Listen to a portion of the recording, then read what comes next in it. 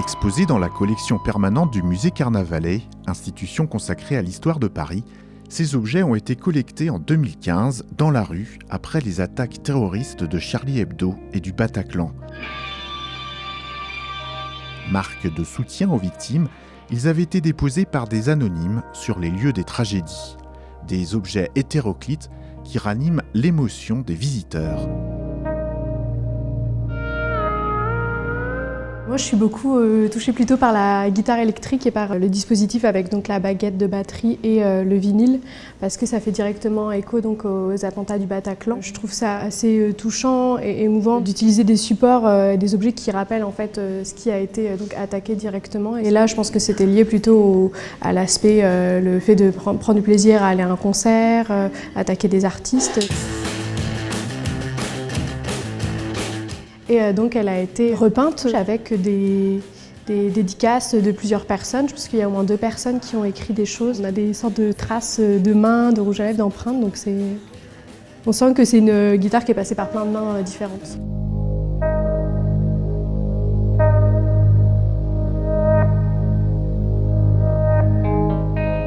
Ça représente l'innocence pour moi. Ce sourire innocent par rapport à la gravité des faits et cet homme qui est passé là pour protéger en fait et qui s'est retrouvé tué par l'injustice de la vie, quoi.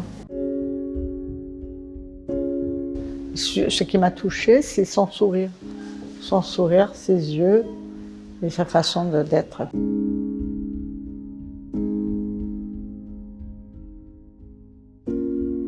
Une espèce de transformation de l'émotion en un objet. Instinctivement, on pense à des enfants et je sais que moi, mes cousines qui étaient parisiennes, elles étaient toutes petites quand ça s'est produit. Et j'ai tout de suite pensé à elles en me disant mais qu'est-ce que ça va être pour elles de grandir dans une ville où elles n'auront peut-être pas complètement confiance alors qu'elles sont si jeunes.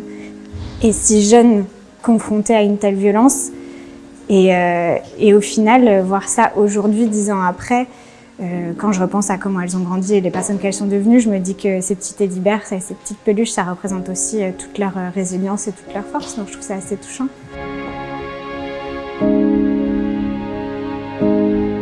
La mémoire collective de cette vague d'attentats se tisse entre les souvenirs individuels, subjectifs, et les efforts d'archives, comme cette collecte scientifiquement rigoureuse organisée par les Archives de Paris. Un travail essentiel pour les générations futures et pour se préserver des récits alternatifs ou complotistes. Le gros risque, ce qui a déjà été présent au milieu des années 2010, c'était d'amalgamer très rapidement le terrorisme à l'islam de manière générale. Donc je pense qu'il y a beaucoup de prévention à faire vis-à-vis de ça pour éviter les préjugés, des choses comme ça, de fait. Et de fait, ce serait intéressant que cette salle contextualise un peu plus cette question-là, je pense. Quand on voit le nom d'Ahmed Merabet, on imagine sans difficulté que c'est quelqu'un qui est issu de l'immigration et vu malheureusement la popularité de certains propos plutôt liés à l'extrême droite, en tout cas un discours anti-immigration qui a suivi sans surprise les attentats, c'est assez beau et forcément en tout cas pas anodin de voir une œuvre qui dit « je suis Ahmed ». Les personnes issues de l'immigration, elles ne sont pas à être réduites à certains discours extrémistes, mais au contraire, voilà, des personnes qui se sont aussi battues et des personnes qui font partie de notre pays et qui étaient tout aussi touchées, voire plus touchées que nous par les attentats. Ça, par exemple, cette photo, elle est extraordinaire, mais ça, c'est des instants qui durent rien. Voilà, ça dure 1 semaine, 1 mois, 6 mois.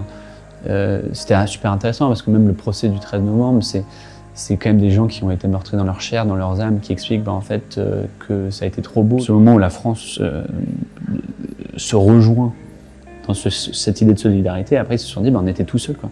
Enfin, on était tout seuls avec nos griffes, avec nos peines, avec nos blessures. Je pense que tout ce qui rend un pays fort, avec une vision commune, avec une direction commune, et avec l'idée que chacun puisse vivre un peu sa vie comme il l'entend, c'est vraiment l'état de droit. Donc voilà, des institutions judiciaires dans lesquelles on croit, des institutions judiciaires qui ne sont pas remises en question par nos hommes et nos femmes politiques. Les choses positives et encourageantes d'une salle comme celle-ci, ça passerait plutôt par cette photo, je pense, avec la chaleur que ça dégage, le recueillement, le silence. Et derrière cette photo, il y a ce motto parisien « Fluctuat nec mergitur », battu par les flots mais ne coule pas. et ce café qui avait été créé à Répu, qui est un lieu où on se retrouve, qui est un bar, un café, un truc où on se retrouve, et la réponse c'est ça. Ce slogan qui est quelque chose pour nous rassembler, pour célébrer une force, la force de Paris, qui, battue par les flots, va rester solide. On se retrouve là ensemble, et puis on boit des coups ensemble, on parle, et puis on fait du lien, qui est plutôt la clé, je pense, pour affronter ce qui nous attend. Perpétuer la mémoire passe également par la construction de lieux de recueillement permanents, comme le jardin du 13 novembre, inauguré cette année. Il est situé juste derrière l'hôtel de ville de Paris, conçu pour représenter la dureté de l'événement, tout en entretenant les symboles de vie et d'avenir.